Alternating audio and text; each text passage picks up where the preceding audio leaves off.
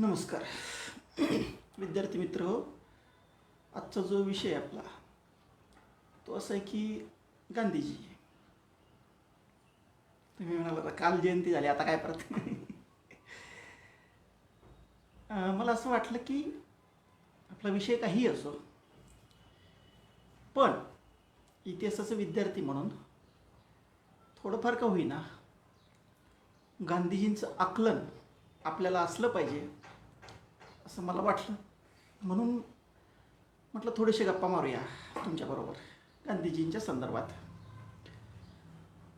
त्याचं एक कारण असं आहे की सध्याची पिढी, विशेषतः तरुण पिढी आणि मध्यम वयातली पिढीसुद्धा गांधीजीविषयी जरा बऱ्याचदा टिंगलीच्या स्वरूपात, टवाळीच्या स्वरूपात असं गमतीनं बोलते. बऱ्याचदा असं म्हातारा, टाकल्या, अजून काय तुमचे बरेच डायलॉग असतात, मला ते सगळे माहीत नाहीत. काय मजबुरी का नाम महात्मा गांधी, असं बरंच काही. आणि त्यांच्यावर बरेच आरोप वगैरे पण असतात. त्या सगळ्या आरोप खोडून काढणं वगैरे काही आजच्या व्याख्यानाचा हेतू नाही. आजच्या व्याख्यानाचा हेतू निराळा आहे की गांधीजींचं जे तत्त्वज्ञान आहे त्याचा गाभा काय आहे ते थोडक्यात सांगणं, आणि गांधीजींनी जो व्यवहार केला, प्रत्यक्ष जे वागले, त्यांचं जे वर्तन होतं, अर्थात ते खाजगी वर्तन मी सांगणार नाही म्हणजे त्यांनी वैयक्तिक काय केलं वगैरे, वैयक्तिक पण खूप प्रयोग केलेत, कौटुंबिक केलेत, असं खूप आहे गांधीजींचं. मला जे सांगायचं आहे ते फक्त सामाजिक बाबतीत त्यांनी काय केलं किंवा काय करू इच्छित होते, कसं करत होते वगैरे वगैरे, असं थोडक्यात तोंड ओळख. म्हणजे गांधीजींचं तत्त्व आणि गांधीजींचा व्यवहार असं आपल्याला बघायचं आहे थोडक्यात. आता बघा, पहिली गोष्ट, आपण आता तत्त्वज्ञानाच्या बाबतीत जर बोलायचं झालं तर पहिल्यांदा आपल्या डोळ्यासमोर काय येतं? गांधीजी म्हटलं की ठरलंय बघा, सत्य आणि अहिंसा. आपण लगे एका वाक्यात सांगतो गांधीजींचं तत्त्वज्ञान. सत्य आणि अहिंसा ही दोन महत्त्वाची तत्त्व होती. खरं आहे हे खोटं नाही आहे, खरं आहे.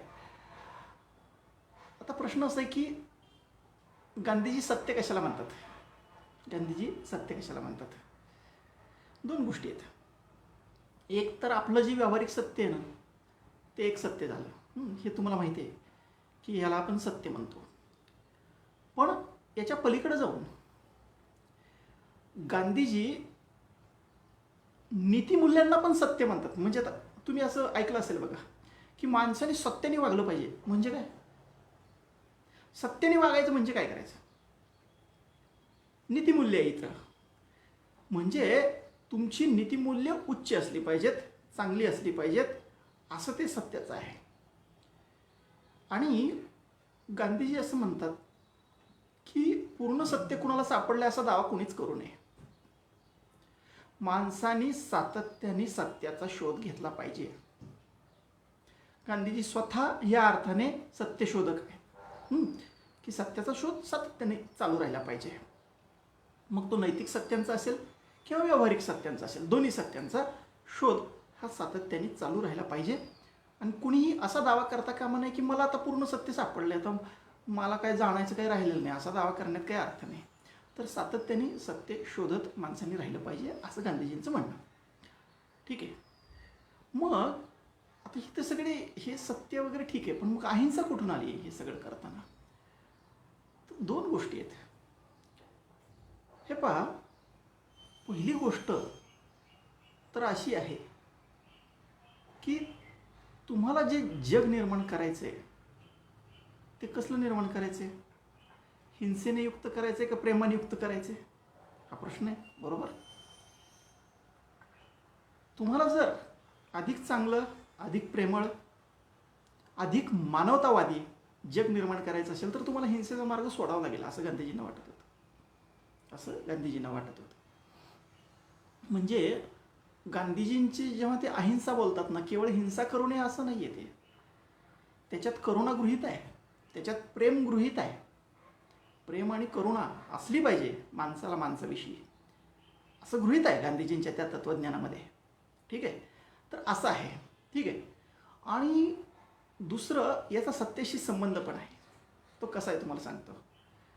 आता बघा, दोन माणसांचे वाद होतात. एकाला वाटतं माझी बाजू बरोबर आहे, दुसऱ्याला वाटतं त्याची बाजू बरोबर आहे. त्या दोघात संघर्ष होत राहतात. अगोदर ते वाद घालतील तोंडाने, नंतर मारामारीवर उतरतील. चाललेलंच असतं नाही का. पण तिथे हिंसा होण्याची शक्यता असते. आता हिंसा म्हणजे केवळ असं धरू नका बरं का की एखाद्याला जीव मारला म्हणजे हिंसा झाली, असं नाही. एखाद्याला कांटाळीत मारली म्हणजे तरी पण हिंसाच आहे. गांधीजी तर याच्या पुढचं असं बोलतात की तुम्ही एखाद्याला कठोर शब्द बोललात, ही हिंसा आहे. ही हिंसा आहे. तुम्ही त्याचं मन दुखावलं, हिंसा आहे ना. त्यामुळं गांधीजींना ती हिंसा सुद्धा मान्य नाही आहे. कठोर शब्द नाही बोलायचे. ठीक आहे. म्हणजे हिंसा होतेचा अर्थ गांधीजी फार व्यापक घेतात. कठोर बोलणं सुद्धा हिंसा आहे. ती सुद्धा हिंसा नको व्हायला. मग प्रश्न असा असतो की मग हिंसा एकदा नाही करायची असं एकदा ठरलं की मग तुमचे जे मतभेद आहेत, मग कशाच्याही बाबतीत असो, ते मतभेद तुम्हाला वेगळ्या पद्धतीने मिटवावे लागतात. म्हणजे समजा चर्चा करायची आहे, तुमच्यात माझ्यात मतभेद आहे, चर्चा करूयात आपण, ठीक आहे. पण समजा नाही मिटला मतभेद, तरी पण हिंसा नाही करायची हे तत्व ठेवलं पाहिजे. कारण का, तर त्याच्या मागं दुसरं एक तत्व दडलं आहे, ते सत्याला धरून आहे. आता बघा, मला वाटतंय माझी बाजू बरोबर आहे, तुम्हाला वाटतंय तुमची बाजू बरोबर आहे, ठीक आहे. मग कसं कळणार ना की अंतिम सत्य कुणाकडे आहे. आता ठीक आहे, न्यायालय वगैरे असतात, पण ते प्रत्येक वेळा न्यायालयाचा निर्णय खराच असेल असं काही नाही. आणि प्रत्येक छोट्या छोट्या गोष्टीसाठी किंवा मोठ्या गोष्टीसाठी आपण न्यायालयात जातो असंही नाही, बरोबर. आता मुद्दा असा की समजा मला वाटतंय माझं बरोबर, तुम्हाला वाटतंय तुमचं बरोबर, मला असंही वाटतं की तुमचं चुकीचं आहे, तुम्हाला असं वाटतं की माझं चुकीचं आहे. आणि ह्यात समजा आपण हिंसा केली. टोकाचं पाऊल धरूया. मी कोणाबरोबर तर वाद घालतोय आणि मी त्याला मारून टाकलं असं समजा, म्हणजे उदाहरण म्हणून चाललंय, मारून टाकलं. आता काय झालं, परत काही काळ गेला, काही महिने गेले, समजा नवीन पुरावे हाताशी आले किंवा काही युक्तिवाद मला नव्याने कळाले, जे काल कळाले नव्हते, आता कळाले मला समजा. आणि माझ्या असं लक्षात आलं की अरे नाही, तो जो म्हणत होता ना ज्याला मी मारून टाकलं त्याचंच बरोबर आहे. आता आली का पंचायत. त्या माणसाचा जीव कसा काय परत देणार आता. ठीक आहे, त्याचं बरोबर आहे, आत्ता मला पटलं. प्रश्न असा आहे, त्याचा जीव मी कसा परत देणार. जीव गेला ना त्याचा, कसा देणार परत. आता जीव घेण्याचं देण्याचं विषय थोडासा बाजूला ठेवा, ती फार हिंसेचं तीव्र रूप आहे, आपण बाजूला ठेवूया. समजा एखाद्याला कानाखाली वाजवली मी. आता प्रश्न असा आहे की नंतर माझ्या असं लक्षात आलं 2 तासांनी, 3 तासांनी, दुसऱ्या दिवशी, तिसऱ्या दिवशी, की नाही अरे तो म्हणत होता ते बरोबर होतं, त्याला मारायला नको होतं. मी समजा सॉरी म्हटलं, सगळं झालं, तरी त्याच्या मनावर घाव पडला की नाही. तो घाव बुजणार कसा, हीच गोष्ट कठोर बोलण्याबाबतीत पण लागू आहे. समजा मी कठोर बोललो तुमच्याशी, कोणाशीही, आणि नंतर मला कळालं की नाही समोरच्याचीच बाजू बरोबर आहे. ते कठोर बोललेलं परत कसं घेणार, शब्द परत कसा घेतला जाणार. म्हणजे तुमच्या लक्षात आलं का, गांधीजी असं गृहीत धरतात की सत्याचा शोध आपण घेतला पाहिजे, सातत्याने घेतला पाहिजे.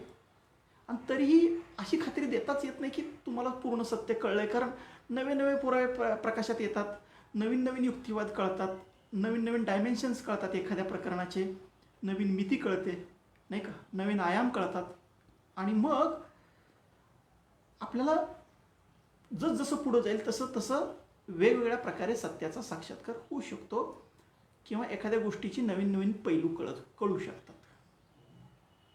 मग असं जर असेल तर मग आपल्याला हिंसा करण्याचा अधिकार नाही, गांधीजी म्हणतात. की तुम्हाला नाही कठोर बोलण्याचा अधिकार, कारण ते परत येत नाही ना. समजा तुमचं चुकलं असेल तर तुमचं बरोबर आहे कशावरून? तुम्ही काय देवबाप्पा आहात का, ईश्वर आहात का तुम्ही, की तुमचं सगळं बरोबर आहे म्हणायला? नाही का?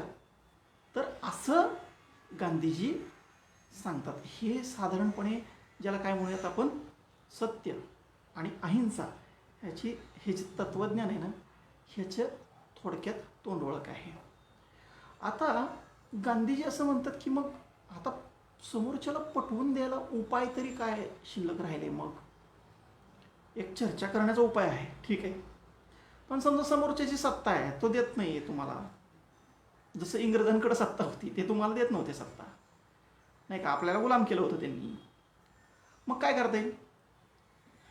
गांधीजी म्हणले त्याच्यासाठी आंदोलन करावं लागेल आपल्याला. सत्याग्रहाचा मार्ग त्यांनी सांगितलेलाच आहे. सत्याचा आग्रह धरला पाहिजे. सत्य आहे म्हणजे सत्य काय ते तोंडावर सांगितलं पाहिजे आणि सत्यासाठी संघर्ष पण केला पाहिजे. पण संघर्ष कसा करायचा आहे की समोरच्याची हिंसा नाही झाली पाहिजे, समोरच्या विषयी तुमच्या मनात द्वेषबुद्धी नसली पाहिजे, तुमच्या मनात राग नसला पाहिजे. मग कसं असलं पाहिजे? मुद्दा असा आहे की समोरच्याला एकतर पटवून देण्याचा प्रयत्न केला पाहिजे आणि आपण असं वर्तन केलं पाहिजे की समोरच्याची सद्सद्विवेक बुद्धी जागृत झाली पाहिजे. सद्सद्विवेक बुद्धी समजतंय का? प्रत्येक माणसाच्या आतमध्ये, मनामध्ये, मन म्हणा, बुद्धी म्हणा, काही म्हणा, हृदय म्हणा, काही म्हणा, अशी एक प्रवृत्ती असते की त्यात त्याला कुठेतरी समजतं की हे चांगलं आहे हे वाईट आहे. बघा, आता हे सांगायची गरज आहे का तुम्हाला की एखाद्याला उगीच त्रास देऊ नये? हे सांगण्याची गरज आहे का तुम्हाला? तुम्हाला ते आतूनच कळत आहे की हे वाईट आहे. कुणीच असं म्हणणार नाही उगीच त्रास देणं चांगलं आहे बाबा, असं कोणीही नाही म्हणणार. तर ही सत्सद्विवेक बुद्धी आहे. काय सत आणि काय असत, काय चांगलं आणि काय वाईट, ह्याचा निवाडा करणारी, हे ठरवणारी ही सत्सद्विवेक बुद्धी आहे आणि ती प्रत्येकामध्ये असते. गांधीजी हे गृहीत धरतात की ज्या अर्थी हा माणूस आहे ना, त्या अर्थी त्याच्यात कोणाच्यात कमी असेल, कोणाच्यात जास्त असेल, कोणाच्यात जागृत असेल, कोणाच्यात सुप्त अवस्थेत असेल. असंही असतं बघा की एखाद्यात कमी जागृत असणं शक्य आहे. पण मग तुम्ही केला पाहिजे प्रयत्न कशाचा? त्या सत्याचा आग्रह धरला पाहिजे आणि त्याची सत्सद्विवेक बुद्धी जागृत करण्याचा आपण प्रयत्न केला पाहिजे असं. आणि मग त्याच्यासाठी प्रसंगी आत्मक्लेश भोगले पाहिजेत. आत्मक्लेश समजतंय का? स्वतःला प्रसंगी त्रास करून घेणं, आत्मक्लेश. आता ही हिंसा आहे बरं का एका अर्थाने, म्हणजे अहिंसावादात हे बसतं का हा जरा प्रश्न आहे, प्रॉब्लेमॅटिक प्रश्न आहे हा जरा. म्हणजे तात्विकदृष्ट्या सुद्धा इथं थोडंसं काय म्हणू आपण, तत्त्वज्ञानालाच धक्का बसतो, हे मला मान्य आहे. पण गांधीजींचं म्हणणं असं आहे की प्रसंगी आत्मक्लेश करूया, पण समोरच्याची सत्सद्विवेक बुद्धी जागृत करूया. आता उदाहरणार्थ तुम्हाला माहिती आहे उपोषणाचा मार्ग गांधीजींनी सुरू केला. उपोषण करायचं बघा, काही झालं की उपोषण केलं की मग समोरच्याला त्यांचं म्हणणं ऐकायला लागायचं. खूपदा असं झालेलं आहे, ठीक आहे. आता तुम्ही म्हणाल असं कुठं होतंय का, हे काय आहे, हे फार आदर्शवादी होतंय गांधीजींचं. तुम्ही कितीही म्हणा, पण तुम्हाला एक सांगू का, तुम्ही आम्ही सगळेच गांधीजींचा हा मार्ग वापरत असतो. कुठे? घरात. घरच्यांनी समजा एखादी गोष्ट नाही ऐकली, समजा घरचे म्हटले की नाही, तुम्ही म्हटलात की नाही मला मोटरसायकल पाहिजे किंवा सायकल पाहिजे. घरचे म्हणले आत्ता जाऊ दे, अरे आत्ता पैसे नाही आहेत, बघू 1-2 महिने थांब, 3 महिने थांब. पण समजा तुम्हाला फारच त्याची गरज वाटते, तर मग मुलं करतात बघा असं की लगेच उपोषणाला बसतो. हां ठीक आहे, मग मी आज रात्री जेवतच नाही असं. ठीक आहे. तर मुद्दा असा आहे की उपोषण वगैरे मार्ग आहेत आणि हे मार्ग आपण वापरतो, घरी वापरतो, जवळच्या संबंधात वापरतो ब्लॅकमेल करण्यासाठी. म्हणजे हा व्यवहार आहे, हा अव्यवहार्य मार्ग नाही. येते का लक्षात तुमच्या? हा अव्यवहार्य मार्ग नाही, कारण तुम्ही वापरताय, ते खोटं नाही आहे, वापरताय तुम्ही. फक्त इथं एक लक्षात घ्या, हे जवळच्यांच्या संदर्भात वापरतायत तुम्ही. गांधीजी तथाकथित शत्रू, तथाकथित विरोधक, सो कॉल्ड, यांच्या संबंधात वापरतायत. म्हणजे गांधीजी काय करतायत बघा, गांधीजी हे जे ज्यांना तुम्ही विरोधक म्हणता का नाही, त्यांच्या संबंधात असले मार्ग वापरतायत. याचं कारण असं आहे की गांधीजी त्यांना शत्रूच समजत नाहीत. गांधीजी काय म्हणतात की ते शत्रू नाही आहेत. मग ते कोण आहेत? ते माणूस आहेत, तुम्ही माणूस आहे, सगळेच ईश्वराची लेकरं आहेत, ते तुमचे भाईबंध आहेत. ठीक आहे, आज सत्तेची अभिलाषा म्हणा किंवा आणखी काही असेल वाईटपणा त्यांच्यात की ज्याच्यामुळं ते असं करतात, तुमच्यावर अन्याय करतात, पण म्हणून काय ते शत्रू नाही आहेत. म्हणून गांधीजी त्यांच्याविषयी सुद्धा हा मार्ग वापरतात. बघितलं का, हे गांधीजींचं वैशिष्ट्य. आणि ह्याच्यातनं मी तुम्हाला अजून काय सांगतोय की हा व्यावहारिक मार्ग पण आहे, कारण आपण वापरतोय ना, हा व्यावहारिक मार्ग आहे. दुसरी गोष्ट, आता अजून एक गोष्ट विचार करू, चला व्यवहाराचाच विचार निघलाच आहे मुद्दा. तर असा कधीतरी विचार करा ना की एवढे नेते होते 1920 ते 48, परंतु बहुतांश लोक गांधीजीच्या पाठीमागे गेले. का झालं असेल असं? का झालं असेल? हा मार्ग कुठंतरी व्यवहाराचा असला पाहिजे की नाही? हा कुठंतरी व्यवहाराचा असला पाहिजे की नाही? तर हा मार्ग निश्चितपणे व्यवहाराला धरून आहे, हे निश्चित. कारण त्याच्याशिवाय लोक एवढी मागे जाणारच नाहीत ना. आणि गांधीजींना हे कळत होतं, यात व्यवहार पण आहे आणि यात तत्वज्ञान पण आहे, हे गांधीजींना कळत होतं. गांधीजी ज्याला काय म्हणता येईल, रूढ अर्थाने ज्याला अकॅडमिक अभ्यासक म्हणतो ना आपण, पुरावे बिरावे देऊन काटेकोर लिहायचं ते असतं ना, ते तशा प्रकारचे अभ्यासक नव्हते. गांधीजी अभ्यासक होते बरं का, असं समजू नका गांधीजी काहीतरी न अभ्यास करणारा माणूस आहे. गांधीजी अभ्यासक होते, फार मोठे अभ्यासक होते, बॅरिस्टर पण होते ते, तुम्हाला माहिती आहे. त्यावेळेला राजकारणात बहुतांश बॅरिस्टर लोकांचं होतं. पण ह्याच्या पलीकडं जाऊन अजून एक मोठी गोष्ट गांधीजीविषयी सांगितली पाहिजे, ती म्हणजे गांधीजींची जमिनीशी असणारी नाळ. जमिनीशी असणारी नाळ. नाळ समजते का? मूल आणि आई यांच्यात जोडणारा एक बंध असतो. ठीक आहे, तर गांधीजींशी जमिनीशी असणारी नाळ, विलक्षण नाळ होती, विलक्षण बंध होता. आणि तो कसा होत गेला हे पण बघा. एकदा ते गोखल्यांना भेटायला गेले होते, तुम्ही कथा ऐकली असेल. आणि मग गोखल्यांनी त्यांना सांगितलं की असं करा म्हणे, तुम्ही हा एकदा देश फिरून पहा म्हणे. आणि गांधीजी खरंच फिरून, गांधीजींनी तो देश पाहिला, भारत देश फिरून पाहिला सगळा. 3ऱ्या वर्गाच्या डब्यात बसून रेल्वेच्या सर्व देशभर फिरून पाहिलं.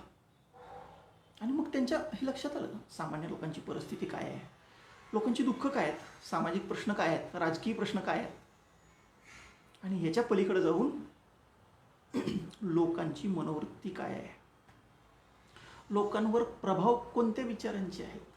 तुम्ही असं बघा की गांधीजीसारखं या प्रकारे फिरणारा नेता बहुधा भारतात तरी नसावा. आपल्याला आपल्या बाहेरचं जग काहीच माहीत नसतंय. साधा असं बघा, 12 कोसावर भाषा बदलते म्हणतो आपण थोडी थोडी. ठीक आहे, आपल्या देशभरात किती हजारोनी भाषेत, अक्षरशः 5-6 हजार जाती आहेत नुसत्या, कितीतरी धर्मपंथ आहेत. मेन 4 सोडले तरी छोटे छोटे धर्मपंथ खूप आहेत. छोट्या छोट्या देवता हजारोंनी आहेत, हजारोंनी आहेत अक्षरशः. बरं, परंपरा प्रचंड भिन्नता आहे. केरळची परंपरा वेगळी, महाराष्ट्रातल्या जिल्ह्यातल्या परंपरा वेगळ्या आहेत, असं सगळं आहे असं. आणि मग हे सगळं असताना, हे वास्तव समजून घेताना गांधीजी त्यांचं तत्त्वज्ञान ह्या सगळ्या परिस्थितीच्या संदर्भात पाहतायत. ही उपयोगी पडू शकेल का? समजा सत्य अहिंसेची भाषा बोलतायत, ते उपयोगी पडू शकेल का? तेव्हा त्यांच्या असं लक्षात येतं की ही भाषा आजची नाही आहे. उपनिषदे, बुद्ध, महावीर फार जुन्या काळापासून 4-5 हजार वर्ष झालं सत्य अहिंसेचा जयघोष भारतात होतच आहे, हे आजचं नाही आहे. आणि ठीक आहे, लोक पाळत नसतील हे तत्त्वज्ञान, किंवा पाळणं शक्य होत नसेल. कारण कसं असतं माहिती आहे का, प्रत्येकाला प्रत्येक गोष्ट झेपेल असं नाही. झेपणं हा एक प्रकार असतो ना. मला एखादी गोष्ट, म्हणजे आता मला एखादी गोष्ट करावीशी वाटते, पण ठीक आहे मला करण्याची ताकद नाही आहे, आतून ताकद लागते बघा.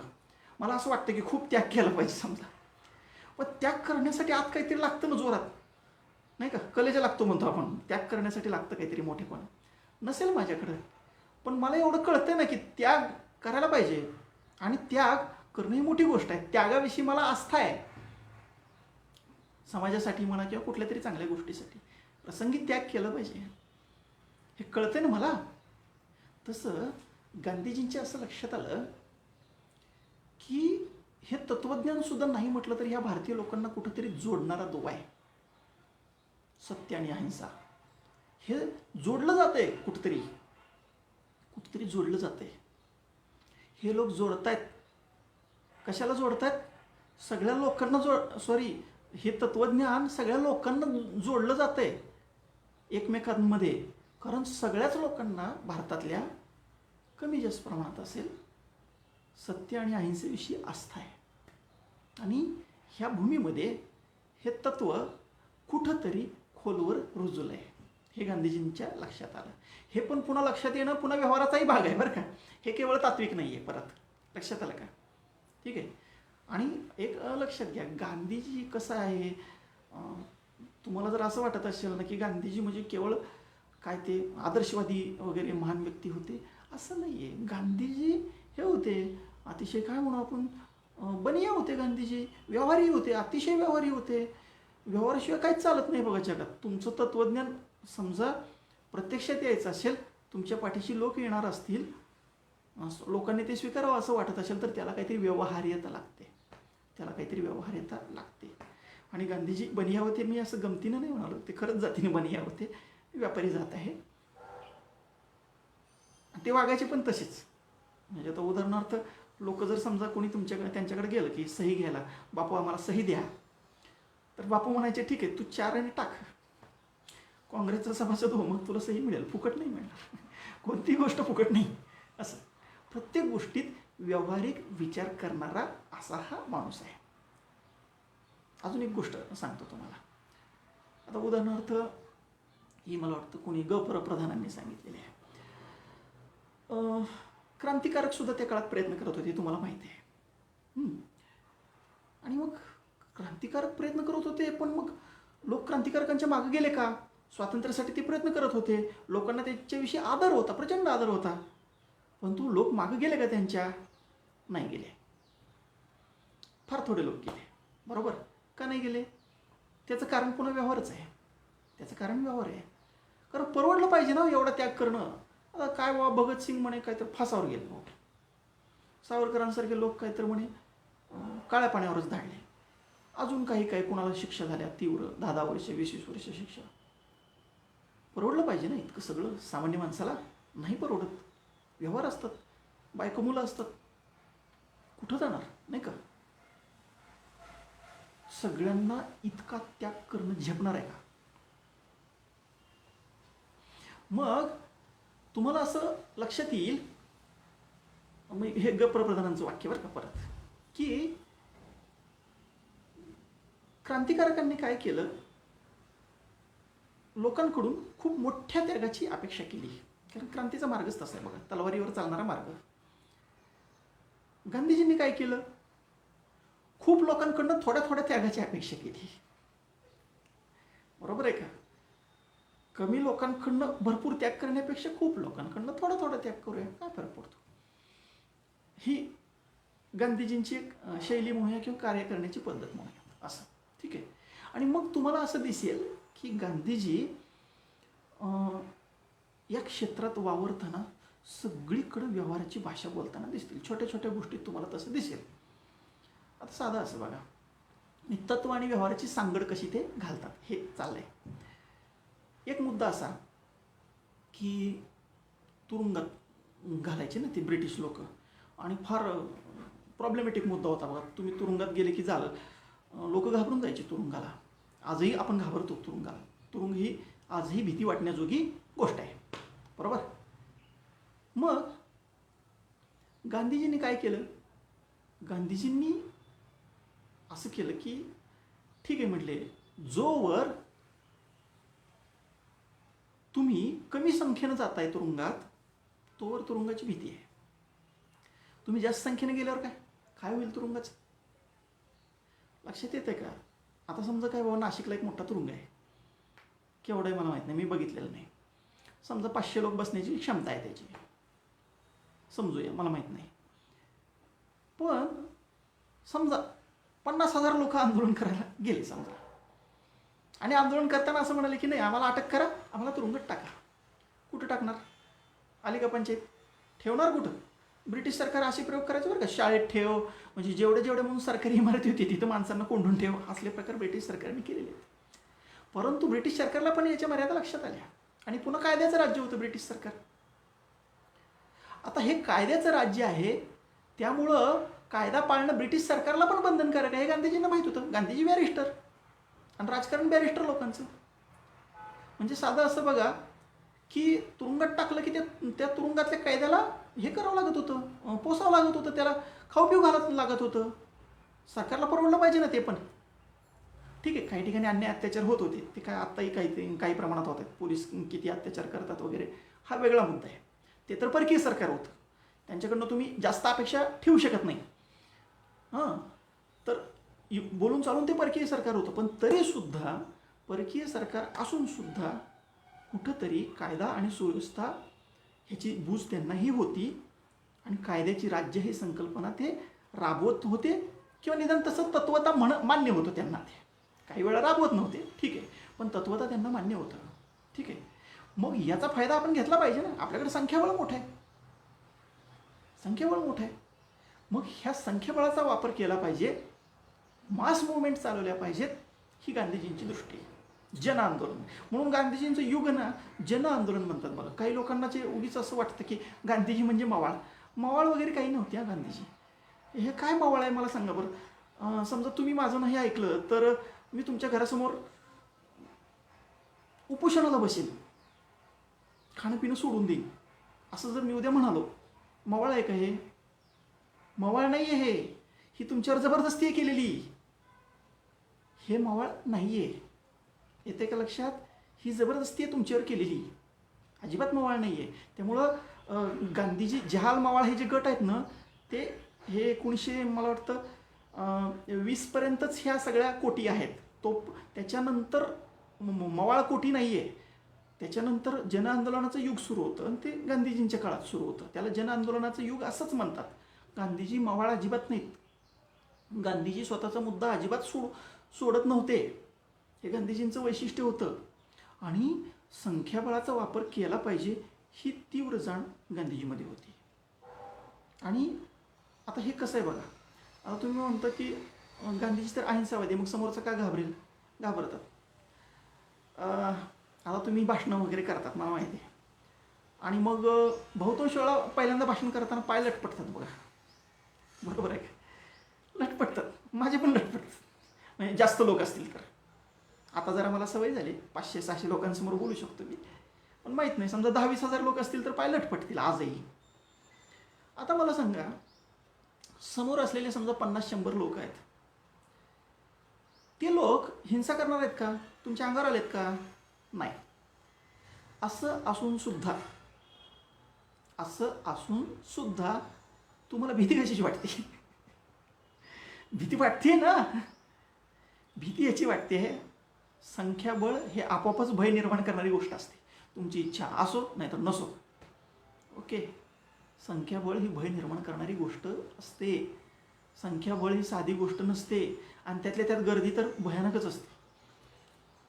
म्हणजे ठीक आहे, गांधीजी म्हणजे एक तर बघा संख्याबळ, आता तुमच्यासमोर एक 50,000चा मॉब उभारला आहे, भीती वाटेल ना तुम्हाला? वाटणार निश्चितपणे. म्हणजे साधा असं बघा की इथं काहीतरी, मला समजा काहीतरी प्रश्न आहे, पाणी येत नाही वेळेवर वगैरे, मग मी कचेरीवर मोर्चा घेऊन गेलो समजा, आणि मोर्चात 50 लोक आहेत, तिथं कुणीतरी आहे समजा तहसीलदार, कलेक्टर, कोणीतरी, ते काय करतील, माझं निवेदन घेतील, जावा घरी म्हणतील, बरोबर. पण मी जर 10,000 लोकांचा मोर्चा घेऊन गेलो तर त्यांना तिथं पोलीस वगैरे ठेवावं लागतील, सगळं. नाही म्हटलं तरी त्यांना भीती वाटेल, नाही म्हटलं तर भीती वाटेल. कारण कसं असतं, शेवटी गर्दीचं स्वतःचा एक दबाव असतो, आणि प्रचंड दबाव असतो. तो काही सामान्य दबाव नसतो. आणि ही गर्दीची मानसिकता, गर्दीचा दबाव, हे सगळं गांधीजी ओळखून होते. एवढंच नाही, ब्रिटिश सरकार पण ओळखून होतं. ब्रिटिश सरकार हे वेगळ्या अर्थाने ओळखून होतं. म्हणजे ब्रिटिश सरकार कसं विचार करायचं माहिती आहे का, आता हे ठीक आहे हो की गांधीजी वगैरे सत्य अहिंसा मानणारे आहेत आणि त्यांचे अनुयायी पण तसेच आहेत. पण प्रश्न असा आहे की आलेला प्रत्येक अनुयायी इतका कट्टर गांधीवादी असेल का? नाही आहे, नाही आहे, असं नसतंय. काही लोक कसं असणार, अतिशय कर्मठपणे पाळणारे असतील की नाही बाबा गांधीजी म्हणतील तसंच जायला पाहिजे, अहिंसा म्हणजे अहिंसा, समोरच्याने डोळकं फोडलं तरी आपण उभं राहायचं. आणि असे प्रयोग झालेत बरं का स्वातंत्र्य आंदोलनात. कित्येक लोकांनी त्यांचं डोकं फुटलं, हे झालं ते झालं, तरी उलटा हात काही उचललेला नाही, असं झालेलं आहे खूप ठिकाणी. आणि असे खूप अनुयायी असतील सुद्धा. परंतु ब्रिटिशांना हे पण माहीत होतं की हे जे पक्के अनुयायी आहेत ह्याच्यापेक्षा जे कच्चे अनुयायी आहेत की जे पुरेसे गांधीवादी नाही आहेत, अशांची संख्या नक्की जास्त आहे. आणि शेवटी कसं आहे माहिती आहे का, एकदा का तुम्ही आंदोलन करताय म्हटलं ना, तो जो जमाव आहे, ती जी गर्दी आहे, ती असंतुष्ट आहे. हे विचार करा तुम्ही, ते कशासाठी आलेले आहेत? तुमच्याकडे काहीतरी मागणी करण्यासाठी आलेत. मिठाचा कायदा रद्द करा, बरोबर, किंवा आम्हाला स्वराज्याचे हक्क द्या, काहीही असेल. तुमच्याकडे ती मागणी करण्यासाठी ते लोक आलेले आहेत. म्हणजे ते कोणते लोक आहेत? असंतुष्ट लोक आहेत. ते डोक्यात नाही म्हटलं तरी तुमच्याविषयी त्यांच्या मनात असं आहे की बाबा हे लोक काहीतरी अधिकार आमचे आहेत आणि हे लोक आम्हाला अधिकार देत नाही आहेत. म्हणजे असंतुष्ट आहेत ते तुमच्याविषयी. तुमच्याविषयी त्यांच्या मनात दुःख तरी आहे, कमीत कमी, राग नसेल समजा. पण सगळ्याच लोकांविषयी असं म्हणता येतं का? नाही. कित्येक लोकांच्या मनात राग असेल, हे कोण हिसकावून घेणार आहे आमच्याकडून, नाही का? आणि मग असं जेव्हा असेल तेव्हा ही गर्दी कधी पण हिंसा करू शकते. धोकादायक आहे गर्दी, नाही का? याची भीती ब्रिटिश सरकारला वाटत होती आणि काही ठिकाणी जमावाने हिंसा केल्या सुद्धा. म्हणजे तुम्हाला माहिती आहे ती चौरी चौरा हत्याकांड झालं वगैरे वगैरे, हे तुम्ही ऐकलं असेल. किंवा 42ला तर ती काय खरं म्हणजे गांधीजींनी सुरू केलेली नव्हती, सुरू करायची धमकी दिली होती. करणार होते, म्हणजे करणार होते असं ते म्हणत होते, म्हणजे करणार होते का नाही कोणास ठाऊक, पण म्हणत होते करायचं. पण तोवरच अटक झाली आणि सगळीकडं आंदोलन सुरू झालं. ते आंदोलन सगळीकडं अर्थात हिंसक रूपतेने घेतलं. तारा तोडल्या, मारहाणी झाल्या वगैरे वगैरे, बरंच काय काय सुरू झालं. ठीक आहे, तर ते आंदोलन तसं झालं हे तुम्हाला माहिती आहे. पण हे ब्रिटिशांना पण माहीत होतं आणि नाही म्हटलं तर हे गांधीजींना पण माहीत होतं. हे मी गांधीजीची व्यावहारिक बाजू सांगण्याचा प्रयत्न करतोय. दुसरी गोष्ट आहे, व्यावहारिक बाजूचाच अजून एक पैलू असं म्हणता येईल. आता बघा, आंदोलन सुरू केलं तुम्ही. आंदोलन सुरू केल्यावर समजा तुमचे लोक जायला लागले तुरुंगात. आंदोलन सुरू केलं की तुरुंगात जाणार अपरिहार्य. आणि मग तुरुंगात गेल्यावर कधीतरी असाही विचार करा, मागं काय होणार लोकांचं. समजा तुम्ही तुरुंगात गेलात, तुमची बायको आहे, मुलगा मुलगी आहे, कुटुंब आहे. समजा तुम्ही करते माणसं आहात. कधी कधी तर असं व्हायचं की एकाच कुटुंबातले सगळीच करती माणसं तुरुंगात. असं झालेलं आहे, खूप ठिकाणी झालेलं आहे. तर असं होत होतं. मग आली का पंचायत, आणि त्यावेळेचं सगळी पुरुषप्रधान रचना पहा, सामाजिक आर्थिक रचना, त्या सगळ्या संदर्भात हे पाहिलं पाहिजे. आणि मग त्या स्त्रियांवर वगैरे सगळा भार पडायचा आणि मग त्यांना खूप त्रास व्हायचा वगैरे, वस्तुस्थिती आहे ही. आणि मग आसपासची भावकी वगैरे असायची, ते सांभाळायचे नाही असं नाही. परंतु शेवटी मर्यादा आहेत ना प्रत्येक गोष्टीला, किती सहन करणार, आणि त्या घरच्यांच्या सहनशीलतेला पण मर्यादा आहेत. मग शेवटी सामान्य माणूस सहन करतो, तो सहनशील असतो, तो त्याग पण करू शकतो, पण त्याच्या त्यागाला मर्यादा आहेत. हे गांधीजी गृहीत धरून चालत आहेत, गृहीत धरून चालत आहेत. तुम्ही बघा, चौरी चौराच्या वेळेला तर गांधीजींनी काय केलं माहिती आहे का? ते हिंसा झाली रे झाली, लगेच आंदोलन मागे घेतलं, लगेच आंदोलन मागे घेतलं. कित्येक तरुण नेते आहेत ना काँग्रेसचे, त्यावेळेला गांधीजीवर रागाला गेले. काय म्हणे बापू, म्हणे तुम्हाला कळतं की नाही, म्हणे एवढं सगळं हे चाललं होतं म्हणे, टेम्पो आंदोलनाचा तो गेला ना म्हणे, मोसम गेला आपल्या स्थानिक भाषेत. सगळं एवढा जो आवेश चालला होता, आवेग चालला होता, निघून गेला म्हणे तुमच्या मागं घेण्यामुळे म्हणे, असं तसं. पण इथं एक गोष्ट लक्षात घेतली पाहिजे. एक तर तत्वाचा मुद्दा आहेच, गांधीजी तत्वासाठी भांडतच होते, आणि अहिंसा त्यांचं मूल्यच होतं, हिंसा झाली म्हणून ते मागं घेणारच होते. हे एक आहे. पण व्यावहारिक पण मुद्दा इथं, इतके दिवस झाले, इतके महिने झाले, आंदोलन चालू आहे, कित्येक लोक आत गेलेले आहेत, पुढं किती जातील माहीत नाही. लोकांनी किती त्याग करायचा, लोक किती काळ संघर्ष करू शकतात. संघर्ष करण्याची लोकांची जी क्षमता असते ना, ती क्षमता पण मर्यादित आहे, त्याग करण्याची क्षमता पण मर्यादित आहे. आणि हे ओळखणारा जो माणूस आहे तो बापू, की लोकांची संघर्ष करण्याची क्षमता, त्याग करण्याची क्षमता मर्यादित आहे, ती मर्यादा ओळखणारा हा माणूस आहे. ठीक आहे. आणि मग पुन्हा ह्याचं दुसरं एक आहे, काय म्हणता येईल, आंतरराष्ट्रीय लेवलला श्रेय पण घेतो ना हा माणूस. कसलं श्रेय घेतोय, तर आता सर्व जगात चित्र कसं उभं राहिलं बघा, की महात्मा गांधी आंदोलन करतायत,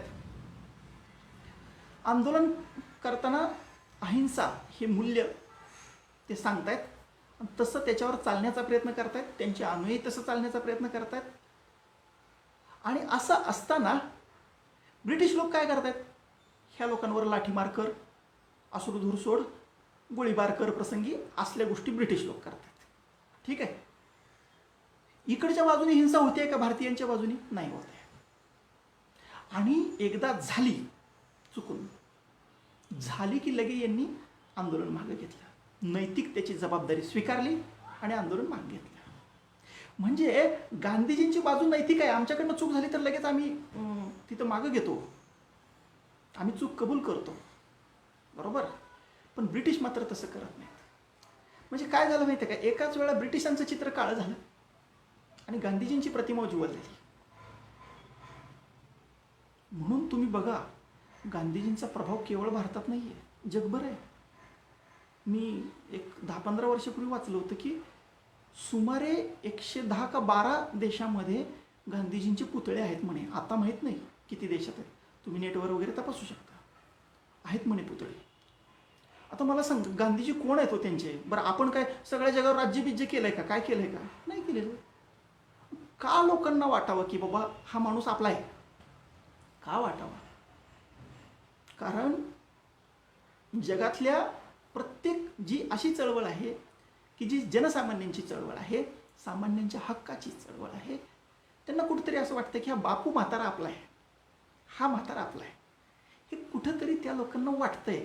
म्हणून ते लोक नाही म्हटलं तर गांधीजींचं नाव घेत आहेत, नाही म्हटलं तरी गांधीजींचं नाव घेत आहेत. दुसरं पण एक कारण आहे, 1939 ते 45 दुसरं महायुद्ध झालं, त्याच्या आधी पहिलं होऊन गेलेलं होतं. या 2 महायुद्धात अक्षरशः करोडोंनी हिंसा झाली, प्रचंड हिंसा झाली.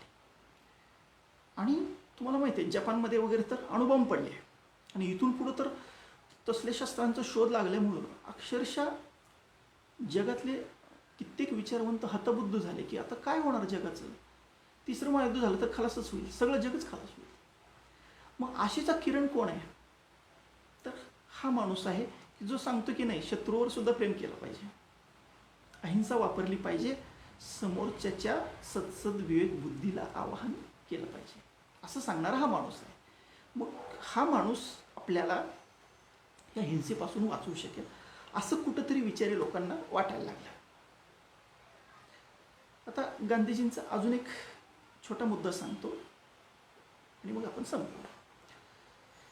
गांधीजींचं काय माहिती आहे का, काळानुसार विचारात बदल झालेत, ही फार चांगली गोष्ट आहे. एकच उदाहरण देतो किंवा 2 देऊ, एक राजकीय देऊ, एक सामाजिक देऊ. राजकीय बाबतीत अगोदर त्यांना असं वाटायचं की ब्रिटिश राज्य ईश्वरी राज्य आहे वगैरे वगैरे, असं खरंच वाटायचं गांधीजींना. पुढं पुढे त्यांना असं वाटायला लागलं की नाही, ब्रिटिश राज्य चांगलं आहे, ब्युरोक्रेसी वाईट आहे, नोकरशाही, त्यांची नोकरशाही वाईट आहे. पुढं पुढं त्यांना असं वाटायला लागलं की नाही, ब्रिटिश राज्यच नको, हे वाईट आहे, कोणीच पारतंत्र्यात नको, सगळ्यांना स्वातंत्र्य मिळलं पाहिजे, असं वाटायला. हा विकास आहे. सामाजिक बाबतीत बघा, अगोदर त्यांना असं वाटायचं की नाही, वर्णव्यवस्था चांगली आहे, 4 वर्ण, ब्राह्मण, क्षत्रिय, वैश्य, शूद्र असं असलं पाहिजे. पुढं पुढं ते असं म्हणू लागले की नाही, वर्णव्यवस्था गुणावर पाहिजे, म्हणजे जन्मावर आधारित काही उपयोगाची नाही. त्यात त्यांनी असंही सांगितलं की नाही, अस्पृश्यता हा कलंक आहे, हिंदू समाजावरचा, आपल्या धर्मावरचा सुद्धा. ठीक आहे. पुढं जाऊन त्यांनी अशी भूमिका घेतली की नाही, आंतरजातीय विवाह केले पाहिजेत. इथंपर्यंत हा प्रकार गेला पुढं की गांधीजी असं म्हणायला लागले की तुम्ही जर आंतरजातीय विवाह नाही केला तर मी नाही तुमच्या लग्नाला येणार. तुम्ही आंतरजातीय विवाह करा, मग मी लग्नाला येतो. त्यांच्या घरात सुद्धा त्यांनी एक आंतरजातीय विवाह घडवून आणलेला आहे. तर म्हणजे स्वतःच्या घरापासून सुरुवात केलेली आहे असं पण आहे. तर अशा प्रकारे गांधीजींच्या विचारात, राजकीय विचार असेल, सामाजिक विचार असेल, याच्यात सातत्याने बदल बदल बदल होत गेलेले आहेत. ते काय असं स्थिर राहिलेलं तत्त्वज्ञान नाही. म्हणजे आता समजा 48ला मारले गेले गांधीजी, तो मला सोडून देऊ, पण समजा पुढं जगले असते तर माहीत नाही, अजून काही बदल झाले असते, असं होतं. ठीक आहे. तर अशा प्रकारचा स्वतःमध्ये बदल घडवत जाणारा अशा प्रकारचा तो माणूस आहे. आता तुम्ही म्हणाल की मग ते गांधीजींचे दोष वगैरे याचं काय? ठीक आहे, दोष होतेच. कोण माणूस आहे असा की ज्याच्यात दोष नाहीत? कोण माणूस आहे? प्रत्येकाच्या विचारात, मार्गात काही ना काही दोष असणार. आता उदाहरणार्थ गांधीजींचं आता एक सांगू आपण, काय बाबा, अर्थकारण गांधीजींना ते जुनं अर्थकारण हवं होतं, गावगाड्यातल्या, खेड्याकडे चला, ही जी दृष्टी आहे ना अर्थकारणाची, आणि पुन्हा यंत्राला विरोध पण होता, हे सगळं एकत्र बघितलं पाहिजे अर्थकारणात. आता ही दृष्टी आहे ती उघड चुकीची आहे, काळाच्या कसोटीवरती फार चुकीची ठरलेली आहे, उघड गोष्ट आहे. ठीक आहे. किंवा इतरही काही बाबी आहेत. समजा आता उदाहरणार्थ कामभावनेविषयी त्यांनी ज्या प्रकारचे विचार व्यक्त केलेत किंवा प्रयोग वगैरे केले, ते सुद्धा शास्त्रीय नव्हते, म्हणजे ते काही विज्ञानाला धरून नव्हते, ही वस्तुस्थिती आहे. ठीक आहे. तर हे मर्यादा आहेतच गांधीजींच्या, किंवा त्यांच्या राजकीय पण काही मर्यादा असतील, नाही का, सामाजिक काही मर्यादा असतील, आणि त्या काळानुसार बदलल्या तरी काही मर्यादा शिल्लक राहतात. पण शेवटी कसं असतं माहिती आहे का, कुणीही मोठा माणूस असला ना, तर इतिहासात आपण एक लक्षात घ्यायचं की तो माणूस आहे, त्याच्या मर्यादाच घेऊन नाचण्याला काही अर्थ नाही. त्याच्यातलं जे काही चांगलं आहे, भव्य आहे, उत्कट आहे, ते घ्यायचं असतं आणि त्याचा वारसा पुढं चालवायचा असतो. आणि त्याच्या ज्या मर्यादा असतात ना, त्या पुढं न चालवणे हा सुद्धा एक धडा असतो. ठीक आहे. तर गांधीजींच्या जयंती दिवशी आपण एवढाच आपण विचार करूया की गांधीजींमध्ये ज्या काही चांगल्या गोष्टी आहेत त्या आपल्यात कशा रुजवता येतील, त्यांच्या ज्या काही मर्यादा आहेत त्या तोडून आपल्याला पुढं कसं जाता येईल हे आपण ठरवूया आणि त्यांच्या मार्गावर चालण्याचा प्रयत्न करूया. ठीक आहे. धन्यवाद.